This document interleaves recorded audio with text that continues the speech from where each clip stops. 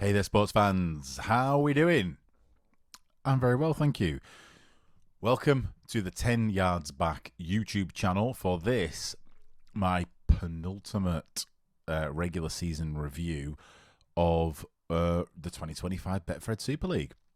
This weekend, we of course had the semi-finals, so I'll be giving you my thoughts on the games, the players, the headlines, the tabloids, the yellow cards, the whatever. But before I do me a favour. If you're watching this video now and you've got this far, give the video a like, drop me a comment, follow the channel if you want. I do more of these things. I do loads of them, in fact, for all the games. Let me know. Let me know where you come from, how you found me. Let me know you didn't like, whatever. Let me know who you support. That would be nice, wouldn't it? Let's make friends in the comments, everyone. Let's get a little community going. All right. So this is the 2025 Super League semi-final review. These were the games that we had. Friday night, Wigan took on Leigh at the Brick Community Stadium. Saturday night, Hull KR hosted St Helens. The plucky underdogs travelled over to East Hull to play the current league leaders. Question for you all. When did that order change? Because I remember that traditionally, if you were the league leaders, you got the maximum wait time between your semi and the final. You know, Hull KR now have got a week. We're going to have got 8 days. I don't know if that's a huge advantage, but, you know, it's an advantage nonetheless. I remember a couple of years ago, Saints got the league leaders, but Wigan forced Saints to have their semi on a Saturday because there was some football going on or something, and it was uproar and whatever. I don't know the ins and outs of that. If you do, let me know. So before I get into these, I wanted to just give a brief mention to something else that happened this weekend. Now, this was a packed weekend in the world of rugby league because we had Super League semis. We had the Ladies Super League Grand Final. Well done, Wigan. We had the NRL Grand Final. Well done, Broncos. And we also had the Championship Grand Final between York and Toulouse. And I just wanted to highlight, just in case you hadn't seen it, the result of that game. York, 2 tries, 8 points, no kicks. Toulouse, 0 tries, 10 points from 5 kicks. Toulouse take the victory whilst conceding 2 tries and scoring none. Is that the first time that's ever happened? I mean, such a high-profile game as this as well. That's mad, isn't it? I remember a couple of years back, the £1 million game between London and Toronto. When was that? 2018, was it? Somewhere in that region. And London just beat Toronto by 2 points, 1 penalty in it. But that's 1 penalty. This is 5 to claw back 10 points against York. That's mad, isn't it? So, as this stands now, you know, York and Toulouse would look to be in Super League. I think they would be. That would be their ambition. Now, currently York sit 16th on the IMG ratings chart, and Toulouse sit 13th. So, in a 14-team league, you'd think Toulouse are right in there. If this had been the other way around, by the way, then York would have been 14th and Toulouse would have been 15th, with Bradford being above them. So what implications does this have for the Super League? And does it matter? Do those points even matter anymore? Because you've got Toulouse and York at, what would I say, 13 and 16. You know, high-flying championship sides doing really well, recruiting very well. And then you've got teams like Castleford and Huddersfield who are,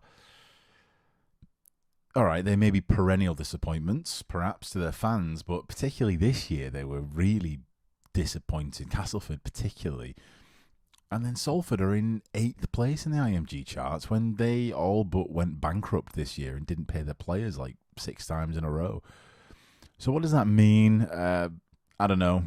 Watch this space, we'll find out. I personally wouldn't mind seeing both of these in the Super League. But then I also like London and I guess Bradford. Either way, you know I'm a fan of a 14-team league, so let's get it going. Let's find out who gets in. All right. let's get back to the Super League, eh? Let's go to the Brick Community Stadium, Friday night, Wigan versus Leigh. Let's take a look at the teams first. I was basically right with my Leigh team selection. They didn't really change much. They didn't have to change much, given the way that team performed. Ben McNamara squeezed into 18th man ahead of Ethan O'Neill. Don't know why. I guess maybe they just felt like they were a bit light in the backs. Perhaps maybe they thought they needed a bit more strike at some point during that game. And Wigan, I picked the team correctly. Other than, I think instead of Harvey Hill at 18th, I had Zach Eckersley for the utility. Luke Thompson, Sam Walters, I had those two on the bench with Havard, I think, in at prop and Junior December in a second row. But it's much of a muchness, isn't it? I think Wigan just started big, get as much size on the bench as you can. And to be fair, Leigh did the same thing. So let's have a look at the game here. I'm going to be honest. 18-6 was the score. I'm going to come out and say that I think that the better team on the night actually lost. I think Leigh should be very proud of what they did and what they're doing, of course. But they can be disappointed. I don't know if they can feel hard done by necessarily, because they weren't robbed. It's just they were the better team and they didn't quite pull it off. So a couple of things. I was wrong about Leigh's pack. So I said going into this, the only hope that Leigh have got is to use their edges, get it out, move the game laterally along the field. Because I think in my mind, they just didn't have that big of a pack, but they really, really held their own. It was quite, the game kind of had everything. It had arm wrestles, it had good big carries from backs and forwards. It had a lot in it, and Leigh's pack really held their own. When I think about this game, and when I discuss it, I'll probably discuss it as if the score was actually 14-6, because personally, I don't think that Leigh would have conceded that final try if it wasn't after the hooter and they'd already clearly lost the game. So I think if it was a closer game, or if Leigh were ahead, or if they thought they could pull something off, then they wouldn't have conceded that try. They definitely shut off at the end there. My distaste for Sam Walters aside, I don't think that was a screamer of a try. So the game played out. Leigh, I think it's fair to say that Leigh dominated the first half. There was a little period between 13 and 20 minutes where Wigan clawed back a bit of confidence, a bit of territory, and it was just after that first Bevan French try, when Hodgson knocked on, and they got a bit of confidence, got a bit of wind in their sails, and there was about 7 minutes there in the first half where Wigan clawed it back a little bit, started to win back a bit of territory. But 20 minutes, Leigh kind of just put the foot back on the gas, got all that back. Really nice to see that Hodgson recovered from, didn't keep his head down long, recovered from the basically creating that Bevan French try. If we're honest, if he hadn't dropped the ball, then they'd have probably been halfway down the field by the time that guy was tackled. So there were kind of three bits of the game. The first half where Leigh dominated, Wigan came out firing in the second half for the first 20 minutes, and then the last 20 minutes, honestly, Harry Smith, that was the Harry Smith show, wasn't it? He basically just marshalled the game, controlled it, kicked the ball out whenever he could. Kind of just murdered the ball, kept it out of play, slowed the game down, got Leigh off their back foot, and that was the point in the game where the last 20 minutes Leigh sort of did start to do what I'd suggested and moving the ball laterally, and it was nice to see. It was good to see, but I suppose the danger of doing that against Wigan is you're going to get bowled into touch. And there was that point on, I think it was about 68 minutes or so, where Tessie knew. Tried to move the ball about, tried to be quick, and changed the geography of the game, and he just got bowled into touch by 1,000 Wigan players or whatever it took to get him out. So that was how it unfolded. I think talking points. Owen Trout's try, I think, was probably a try, but it was disallowed, and I think that I'm going to go out and say, clip it. The reason Leigh Leopards lost this game was John Bennison. Because if he hadn't done, if they hadn't been going on all week about video refs and overturned decisions and stuff, then perhaps that try would have been given. Perhaps the on-field would have been slightly more generous of a take, and the video ref might have been able to take a little bit more liberty with it. Nevertheless, it gets chalked off. The first Wigan try was due to Bailey Hodgson error, just 100% due to that error. You know, he's the kind of player where you trust him so much, you don't really need a mate down there with him. You just trust him to bring the ball back, a big hard carry, make a lot of meters. So he was kind of on his own, and he lost the ball. Bevan French was there, capitalised on it, scored a try. I mean, the second French try was amazing, and I was a fan of the Mulhern try as well. It was weird that on the lead up to the game, when I was putting all the stats together, I saw Robbie Mulhern no tries. I was like, no, can't be true, can it? And sure enough, yeah, first try of the season in the semi-final against the old rivals at the Brick. So good on you, Robbie. I guess better luck next year, though. So yeah, I think Leigh can feel maybe a bit hard done by that Owen Trout try was chalked off, because, you know, if it was 14-12, they were right in the game. You know, they probably would have stuck at it a bit harder. I think for both teams, there's a couple of good takeaways from it. I mean, players that really stood out to me in this game. For Leigh, to be honest, I'm gonna make a special mention to Owen Trout, because he's a player that you know, he used to have that stupid Beauty and the Beast haircut, didn't he? That made him sort of striking to look at. Then he got rid of it. Now he's almost got a skinhead, and he wears the number 8, but he's playing in the back row recently. I think if it wasn't for Tessie New, he might fancy himself a bit of a loose, because in this game he had a try chalked off. All right, nice due to a nice step that he did to get over the line, a strong carry over the line as well. He put a nice little dinky kick through at one point. I'm not even going to assume the time there, but he also had that run, didn't he, where he nearly, well, all right, did he nearly score a try, or was he a forward in space that with no one in front of him? Because he is still a forward. You know, he broke the line, and he had a nice little step against, was it Kieran? I can't remember. He was away, but if you look at the footage of Field catching up to him, it looks doctored. You know, it looks like Field is sped up, and he isn't, and Field makes a cracking tackle. And that's, you know, probably another player that really stood out this game is Jay Field, and he got man of the match, because he's so good with attack that you forget that he's actually a pretty good fullback. You know, he's that tackle where he throws himself at your hips to just knock you off balance enough so that, you know, either you're going to fall over if you're a, you know, if you're not a prop, or, you know, if you're not a really big guy, if the weight discrepancy isn't that big, you're going to fall over, you're going to follow him probably into touch, or he's going to slow you down, like in this case, just enough, just that little step enough where somebody else can come and complete the tackle. And it's really clever play. It's a really smart thing, because, you know, other players might have thrown themselves at his feet to try to, you know, grab his feet and stop him from running. I guess he knows that if you miss his feet, you're done. You're on the floor and he's running away. If you miss his hips, he's kind of it's a bigger target, so he at least has to alter his trajectory for him to dodge your hips.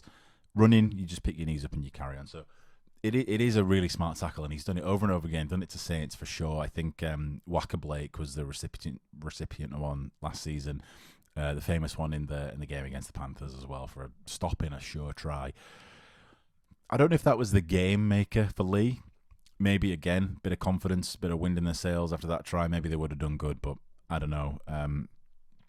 You also can't deny Umila Hanley, you know, found himself in space an awful lot with nobody to pass to, and Hodgson just for what is he, 19, 20?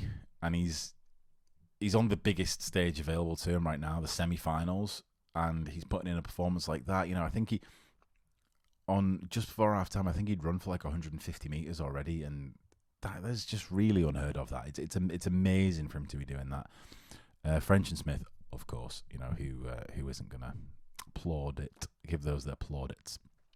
All right, 18-6, Wigan continue to the big game. All right, Saturday.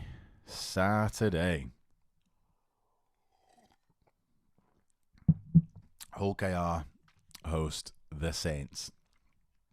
Again, I made my selection, and if I'd have been right, Hull KR may have scored no tries, and because Oliver Gildart was pretty instrumental in this game. I think he got man of the match, and I had him starting on the bench. No, I had him missing out. He wasn't even in my team. Broadbent on the bench, Tanganoa 18th man. I guess Broadbent, again, he's suffering from just being too utility, isn't he? He can play anywhere, so if you've got him on the bench, whoever gets injured, you're covered.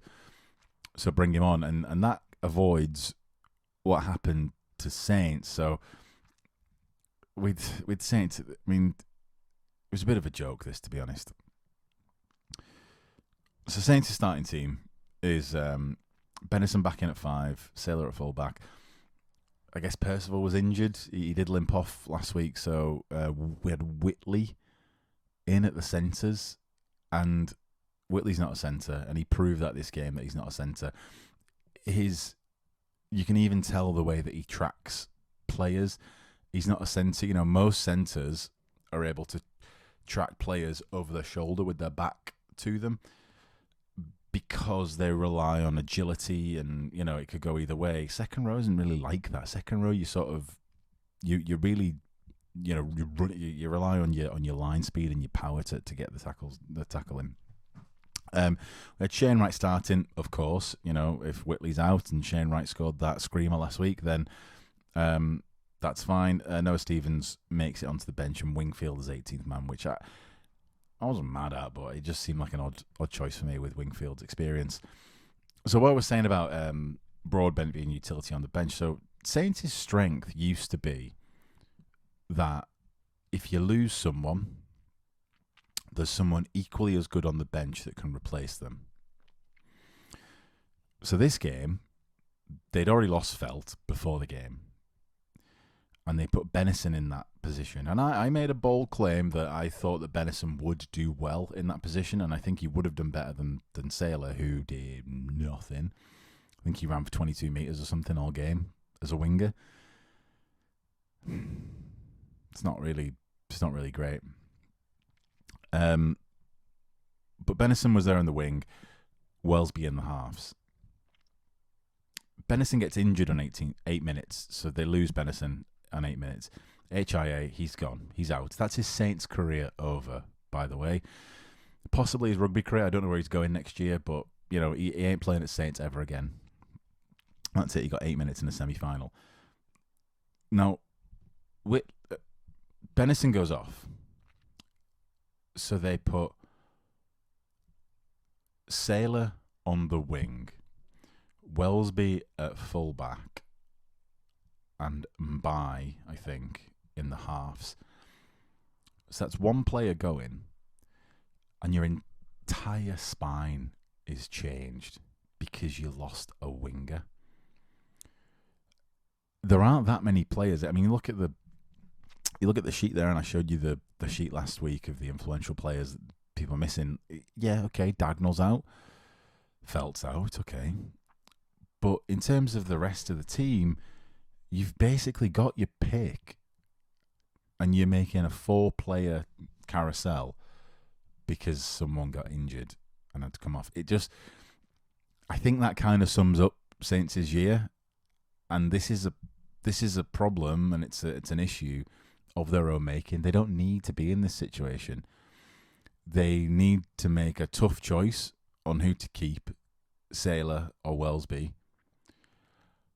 and just keep one of them. And the other one gets a nice payout or a nice holiday on the bench or go visit Halifax for a bit, which seems crazy to say, players of that calibre, but unfortunately, that's where Saints are at the minute. Anyway, I've gone on long enough about this team selection. Let's have a look at the actual game. 20 points to 12 the score. I had it at 18-16, and given what happened in the game, I don't think that was a crazy thing to say. I think that was okay. But Hull KR do it by 8 points, not 2. And Hull KR just did it again, didn't they? The old Saints stoppers stopped Saints with the same tactic they've been using all year. And last week I sort of spoke about this as if it was a bit of a trick that the Robins had developed. This little trick of kicking it into the corner, and Saints can't do anything about it because I'm going to return the ball. So it's a bit of a, we'll get them, the buggers. But I think the thing that proved that this isn't a trick and this is actually a sign of their class was that the wind on Saturday was immense. You could see it. And it was blowing, obviously, in one direction, lengthwise down the field. So in the first half, the Robins had the wind at their backs, so they could kick the ball for miles. Saints were kicking into the wind, so the kicking game was poor in the first half, so I let them off. The second half, they come out. Again, the wind is in their faces now, the Robins. And Mikey Lewis, on 42 minutes, pulls off what was just almost, I thought at the time when I first saw it, that was the perfect kick. And it was an in-play kick. It was a rushed kick. It was an intuitive kick. So with the wind in his face, he kicked it almost millimetre perfect to go out of touch just before the Saints line. As luck would have it for Saints, it hit the corner flag, which means it was actually over the line in that respect, and Saints got the ball back on 20 metres. Ended up scoring a try from it. Great. But that, I think, summarises or at least concretes the fact that, no, this isn't a trick. This isn't a fluke. This is a strategy that Hull KR have, and we're going to do it, and we're going to succeed at it, and we're going to beat you. And they'll probably do that until Saints make a significant change in their squad. All right, a couple of controversies in this game. Two of them being the forward passes that led to those first half tries of okay. They were definitely forwards. You could tell by looking at the feet of the players.